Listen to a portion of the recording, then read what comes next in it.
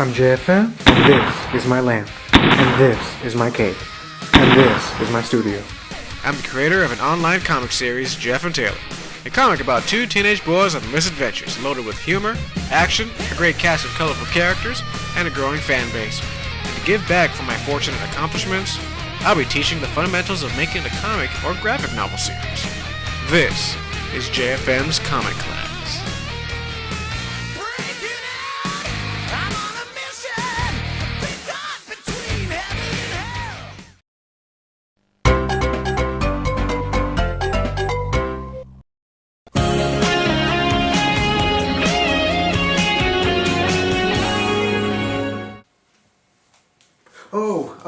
Sorry, excuse me.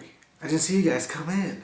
Man, it's been a long time since we had a comic book lesson, so I'm here again.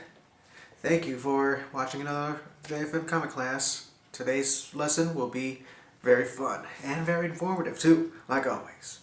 Fun and informative. As you can see, there's a hint behind me what this lesson is all about. Speech bubbles. Right there. There's one. Right here. I had this little speech bubble decoration ever since the last studio.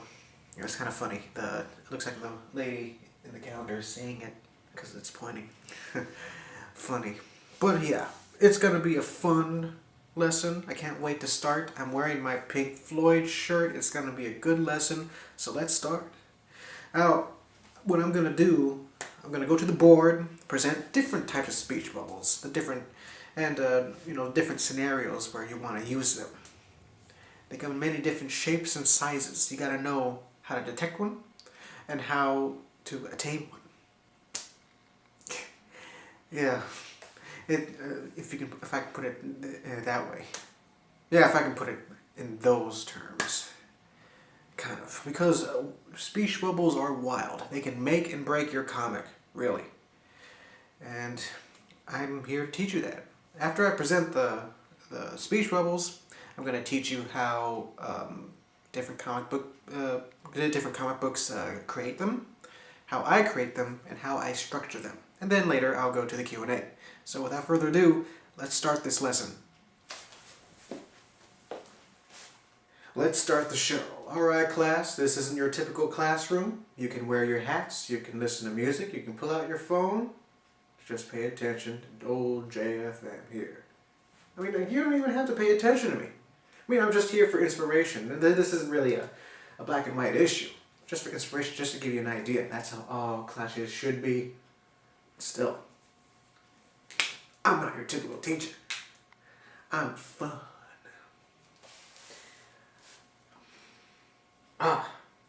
Don't sniff markers. Okay, anyway, the lesson is speech bubbles. I'm your teacher, JFM. I won't write because this board is too pretty for me to write my name. Kind of. Anyway, I got this whole empty space. Wink, wink. And I'm going to draw up some speech bubbles. Okay, well, we all know the regular speech bubble. The normal speech bubble, where we see all the time the circle, the oval with the little tail. And it goes a little bit like this. This is it. Right there. It can be in any shape. It can be any ellipse shape. Like it can be an oval, it can be a circle, it can be an oval going this way. I don't see any... I don't know. I don't know if a diagonal oval would work. I don't know. I don't think so. Nah, that can't work. The diagonal oval, it can't work because you have to put your words in it. Unless the words are somewhat slanted, then I guess it could work. But not for me. Maybe for you, but not me. Anyway, this is it. Normal speech is like this. The way I'm talking to you right now, I would have a speech bubble just like this. And you just write your text, blah, blah, blah, blah. No, very normal, period, at the end. I'll get to lettering in the next lesson.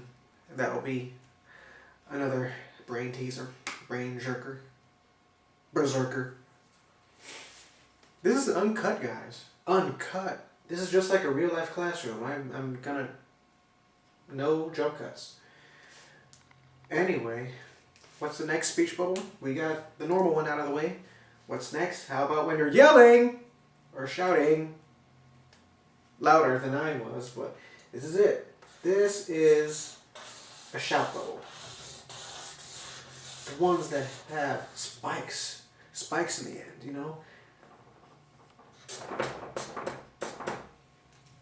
And you may have, and if you've seen my comics, you may have seen images with 3 exclamation marks, or this with 3 exclamation marks, or an exclamation mark and a question mark. That can be used as an extreme thought bubble too, very extreme, used for surprises, you know. But yeah, very typical. If your character is yelling, then you want to make sure your little speech bubble is as frantic as the character too. But though for the next speech bubble, what do you do when your character is whispering? Well, I'll tell you. It's just like the speech bubble, only with dashed lines. There are 2 ways to do this though. Either when your character is whispering, you can either have the normal speech bubble with very small text, or this with normal size text. Or if they're really, really quiet, you can use this with small text.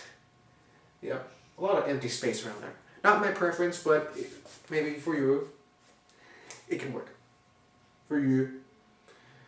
Now, as very common, just like the regular speech bubble, the thought bubble.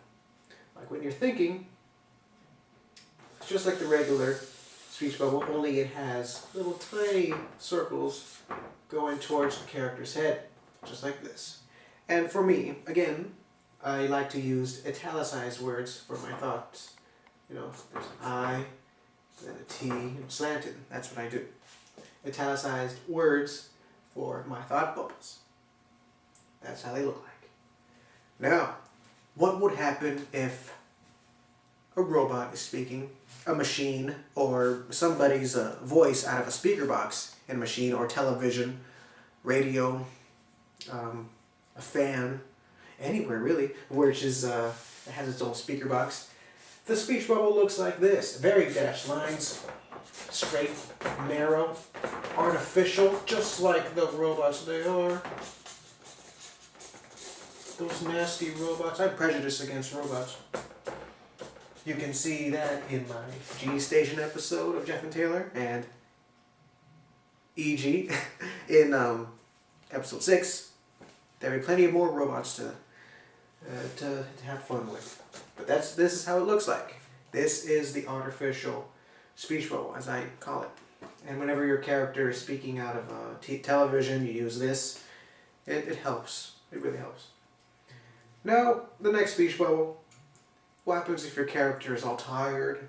You know, his or her language is all slurry. They're probably just drunk. They probably had too many tequilas in the bar. And then they'll be like, excuse me, you are hot.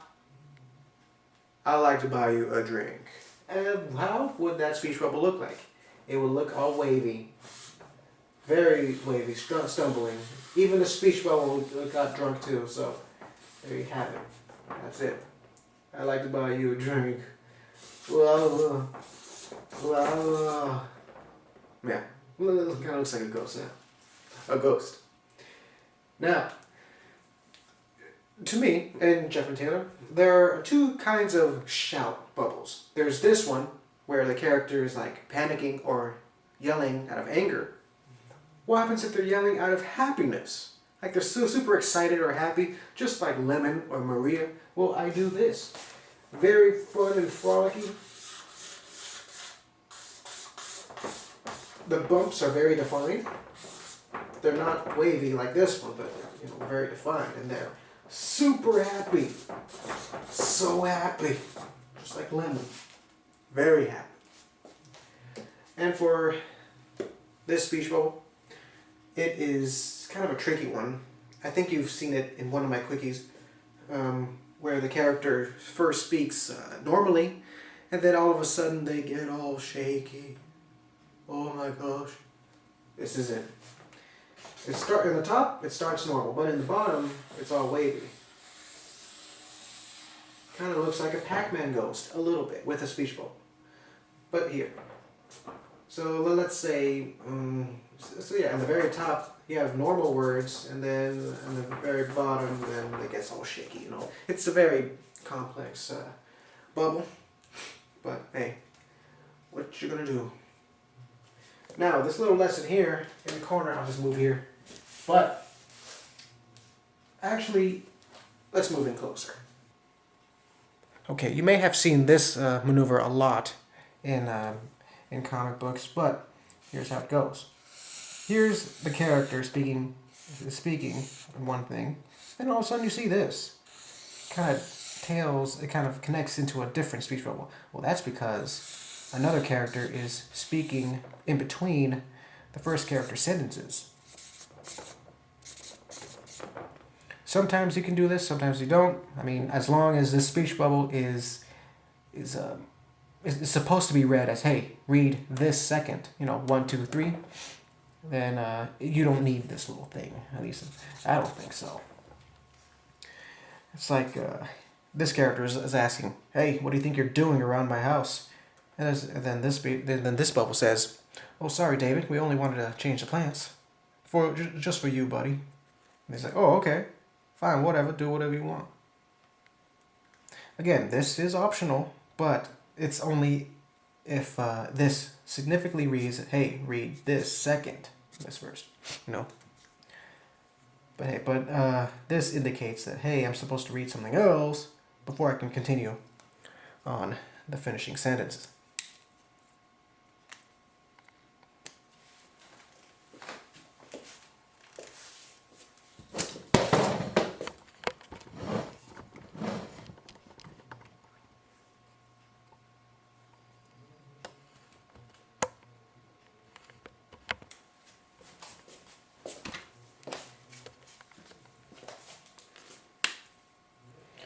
Alright, hope that made sense. Now, I would like to add one little thing. Hello, if you can focus. Focus on me. Okay. One little thing I like to add, the very last thing. I had, we had the happy yell and the other yell, What I do, I always do my yelling balloons like this. But there are some comics, especially in Marvel and DC, where you see a character yelling, but it looks like this, There is a halo around it. Sometimes it's colored, sometimes it's not. And then the words are in here. But that's supposed to indicate that the character is yelling. This little thick outline, whether it's colored in gray or colored in red, that indicates that the character is yelling. Also, bold text helps with that too. And an exclamation mark. Proper grammar, you know what I mean? But hey, I'm going to show you some examples of speech bubbles and the placement of bubbles, where it can really help with the reader's eye. So, let's get to it. Okay, if we can look at mainstream American comics, here we have an example. This is what I was talking about, the yelling with the little halo around it. You can do this, and yeah, it all works out. Just like if it was one of the jagged yelling speech bubbles, it all works. Now, this is one thing I didn't cover: speech bubbles that connect with each other. There are different sentences. I'm sorry for the language, but hey, with this situation, it's appropriate. But anyway, these are two separate sentences. So, two separate sentences with two different tones, I guess. So, right there, it makes sense for this little bubble to connect with this one, because there's two different sentences, I guess, that have different tones to them. Okay, I just explained that. But here we go. Here's a lovely example of that little connecting thing. So, yeah, the second character responds. So you read from 1, 2, 3. Here, it doesn't have it. But we know that after this bubble, we go to this one. And he responds to that. So it doesn't make sense to have a little connecting right here, covering the whole picture and everything, like cutting this guy in half. That's not right. Here we go again, the little sentence. Actually, it's a question. A question right off of a different phrase here. So yeah, it all works. So there you have it. Alright, case closed again. This is where I got a majority of my influence on the speech bubbles. But the way Gosho Oyama does his work, he draws them traditionally, instead of in the computer, like what I just showed you. That's done in the computer. But Gosho, he draws his by hand. These are normal speech bubbles. And here's the wavy speech bubbles. I guess she's like nervous or something like that. It can work for nervous people. And here we go. Here's the speaker box bubble. It works because he is singing in the microphone, and the microphone has a speaker box. It's artificial, so there you have it. And the text really helps with his bad singing. But I'll get to lettering in the next lesson.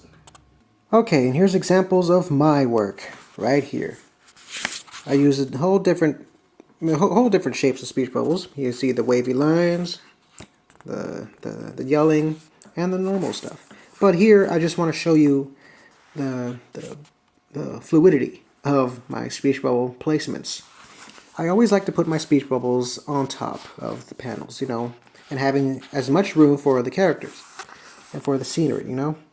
It's really tough to navigate a speech, you know, a comic book where the speech bubbles are all up and down. Like I wouldn't ever put like this speech bubble down here, especially if it's overlapping, because that would create some sort of a mistake where if the speech bubble is right here, then you might go this way, entirely skipping this panel. So it's always nice to go 1, 2, 3, 4, then 5, 6. It's okay to overlap panels if it indicates, hey, you go this way. You know what I mean? And to see, speech bubbles aren't really at the bottom or anything like that. I always like to put them on top. Oh, and here's a little example I forgot to mention. Whenever I have a character do a flashback, I do italic text and an oval shape without any outline, just to let the reader know that this is a flashback and everything.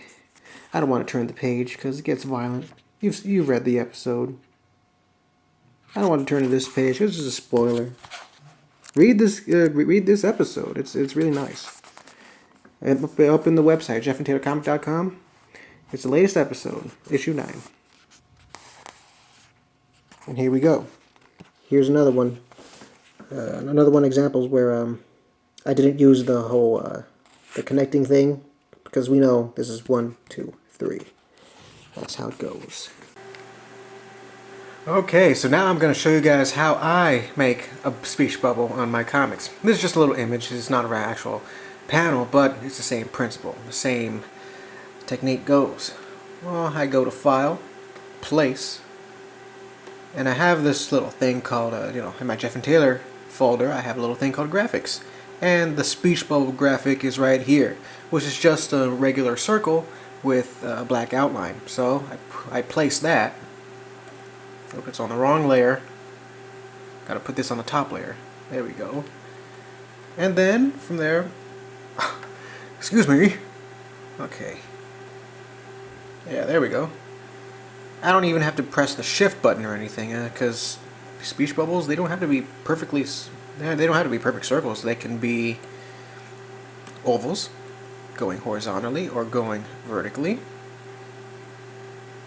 Something like that. As long as it really doesn't, as long as you don't have tangents, because, here's an example of a tangent. Okay, you see the outline of Jane's bow. Right here, you never want to place your speech bubbles like kind of overlapping another line like that, because it creates sort of this visual tension, and a lot of comic people don't like that. Editors, they hate that. So either it's away from the character or object or overlapping. So you gotta be very careful of that. And I've seen a lot of professionals do this mistake, and it's quite common, believe me. Even I do it sometimes. Shut up. Anyway. So let's have our speech bubble here. So I'm gonna draw in the little tail. And I use white. Hold on. Gotta use the right brush for this. I don't want any weird outlines around my tail. And of course, her mouth is right here, so I gotta make sure the tail is pointing right at her mouth. That's the wrong opacity, oh my gosh. It's content like this you get for subscribing to Jeff and Taylor Comic, All mistakes and all that. Just shows you that I am a person who makes mistakes. Everybody does. Oh well. That is... Hold on. And there we go. And then from there we type in whatever we want, what she's going to say. Instead of typing, I'm just going to write out what she's going to say. Like always, when I do my little impersonation of Jane, she says this. Meh. Of course. Alright, so let's keep going.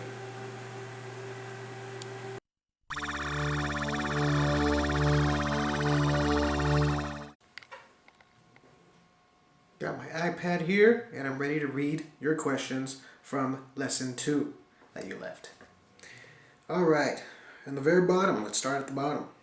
The Osney once again asks the question, are you going to make character descriptions anymore? You bet. You bet, man. Like the last video was Lennon's character description. I'm still gonna do them. It just takes a long time to make them, And it's kind of hard to balance between making videos and drawing pages for the comic, drawing some promotional stuff, and also a whole bunch of haberdashery. Lots of stuff with me, one guy working on them. But yeah, there are going to be a lot of character descriptions and villain descriptions too. So don't you worry. I hope I pronounce your last name right. Robin Lutmajer. Sorry if I butchered your name. I'm sorry. I'm terrible with pronunciations. Okay, Robin. Robin has asked, it's cool. You like the same hobby as I do, but don't you think your plot is a bit cliche? I mean, everyone already saw Two Teenage Boys and Misadventures. My storyline or comic is a lot more complicated. Well, that's a very good question. I'd imagine a lot of people would ask me this question, and if I were to submit this to publishers. What makes Jeff and Taylor different from all the other teenage boy duos? Well, for the other projects, like let's say Drake and Josh, Keenan and Kel, Beavis and Butthead, Zeke and Luther, Sanjay and Craig, they all focus on the two boys. That's it. For Jeff and Taylor, it's the two boys, along with the whole slew of supporting cast members. The other characters too. They are just as important as the boys. Even though the boys are the heroes of the comic, the whole storyline, the whole story arc of the whole entire series goes through the boys against this underground crime syndicate called Team Starhammer, and they do go on a whole bunch of different stuff that tackle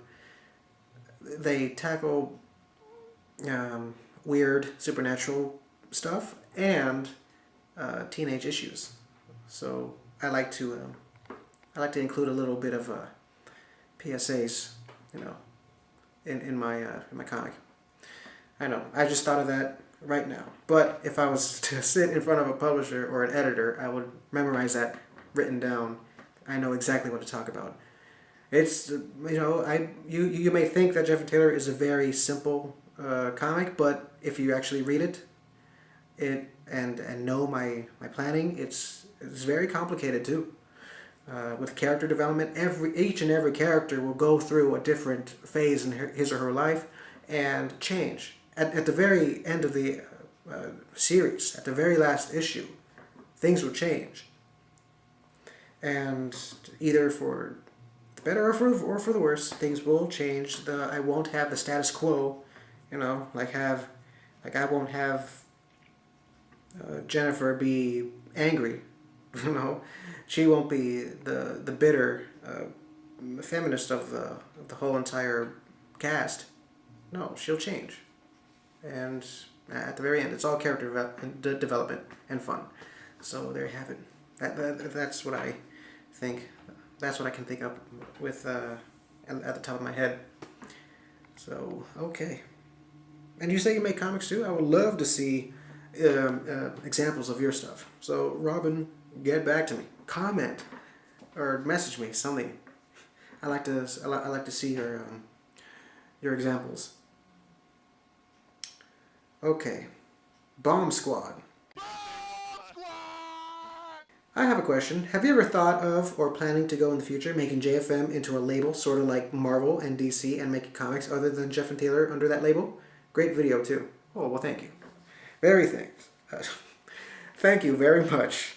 So sorry, I can't speak. And you know me. I always mix up my words. I'm like Sarah Palin or something like that.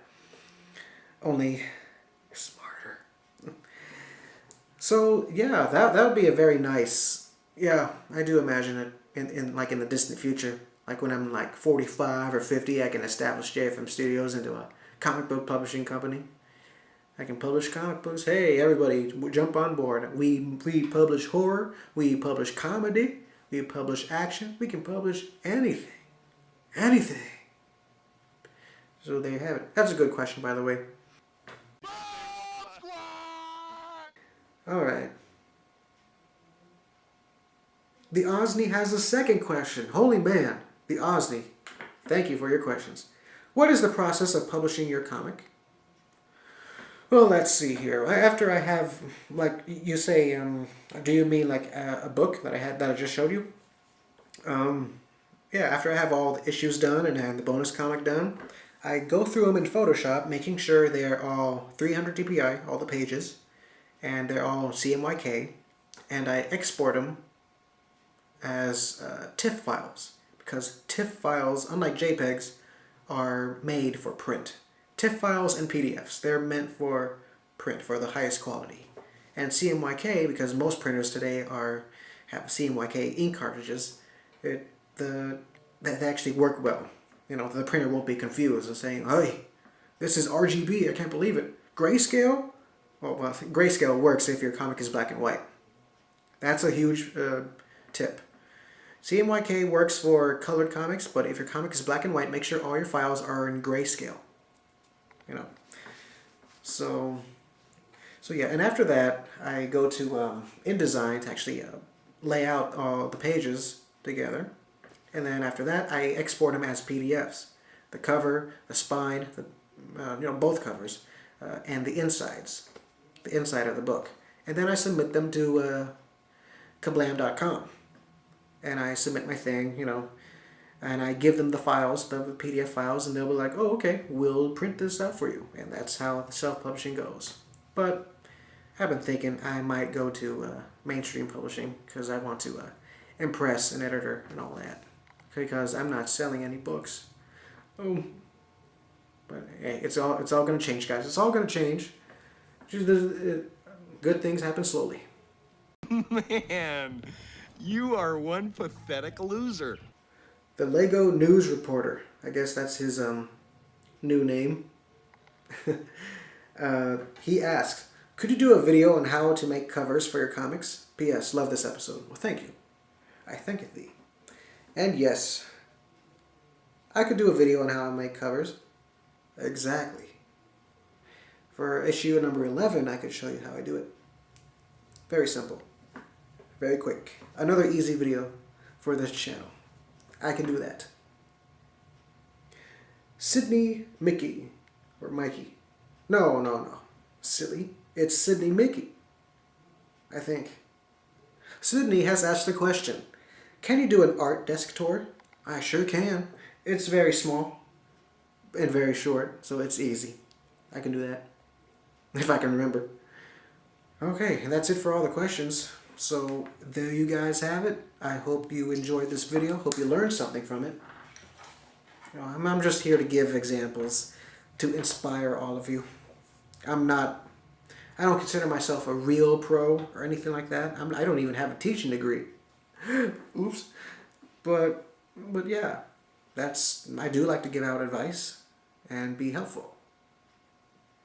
Sometimes I get taken for granted. Anyway, hope you enjoyed this video, and I'll see you guys next time in the next comic book lesson where I talk about lettering.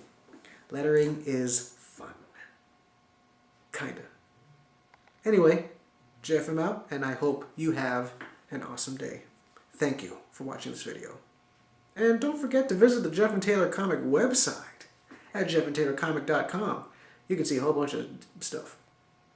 I almost said a bad word. That's just the adult me talking. It's time to end this video. Okay. Oh, goodbye. Goodbye. Now.